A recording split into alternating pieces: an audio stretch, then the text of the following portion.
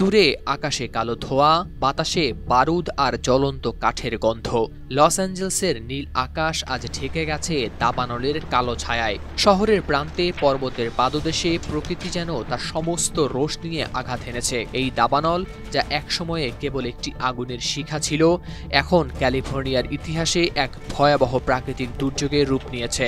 কিন্তু কিভাবে এই দাবানলের সূত্রপাত হয়েছে তা নিয়েই চলছে তদন্ত। তবে সাম্প্রতিক আবহাওয়ার ধরন ও সেই সাথে এ অঞ্চলের পরিবেশগত অনন্য পরিস্থিতি দাবানল ছড়িয়ে পড়তে ভূমিকা রেখেছে বলেই ধারণা করা হচ্ছে।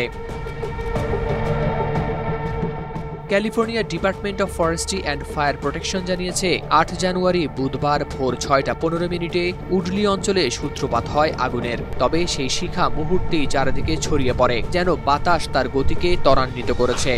গবেষকরা জানিয়েছেন, দক্ষিণ ক্যালিফোর্নিয়ার দীর্ঘ খরা, শীতকালে বৃষ্টিপাতের অভাব ও সান্তা আনা বাতাস বা ডেভিল উইন্ডের তীব্রতা আগুনকে করে তুলেছে আরও ভয়ঙ্কর।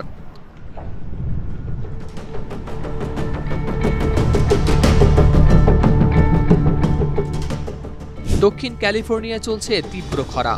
গত ৯ জানুয়ারি আবহাওয়ার বিশেষ অবস্থা লা নিনা ঘোষণার পর যে পরিস্থিতির সূচনা হয়েছে, তার ফলে প্রশান্ত মহাসাগরীয় ঝড়গুলো ক্যালিফোর্নিয়া থেকে উত্তর পশ্চিম দিকে সরে গেছে। পাশাপাশি লস অ্যাঞ্জেলসের কাছে অস্বাভাবিক বায়ুচাপের কারণে এপ্রিল মাসের পর এই অঞ্চলে তেমন বৃষ্টিপাত হয়নি। এছাড়া লস অ্যাঞ্জেলসের চারপাশে পাহাড়গুলোতে ঝোপঝাড় আর শুকনো গাছের আধিক্য যেন দাবানলের জন্য তৈরি করেছে এক আদর্শ পরিবেশ। আবহাওয়ার এই অনিয়মিত অবস্থার ফলে শীতকালের ঝড়গুলো ক্যালিফোর্নিয়া থেকে সরে গিয়ে আবারও উত্তরে স্থানান্তরিত হয়েছে, যা এই অঞ্চলের শুষ্কতার মূল কারণ।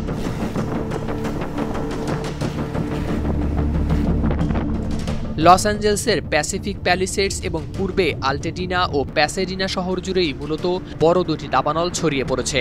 ক্যালিফোর্নিয়া বিশ্ববিদ্যালয়ের ফায়ার রেজিলেন্স সেন্টারের পরিচালক ক্রিস্টাল গোল্ডেন বলেন, বিশেষজ্ঞরা এই অঞ্চলগুলোকে বন্যভূমি ও নগরের মধ্যবর্তী সীমানা বা জায়গা হিসেবে অভিহিত করেন। এই অঞ্চলগুলোতে দাবানল বিশেষভাবে ধ্বংসাত্মক হতে পারে, কারণ এখানকার বাড়িগুলো প্রায়ই অত্যন্ত দাহ্য ঝোপঝাড় ও গাছের কাছাকাছি অবস্থান করায় দাবানল দ্রুত ছড়িয়ে পড়ে।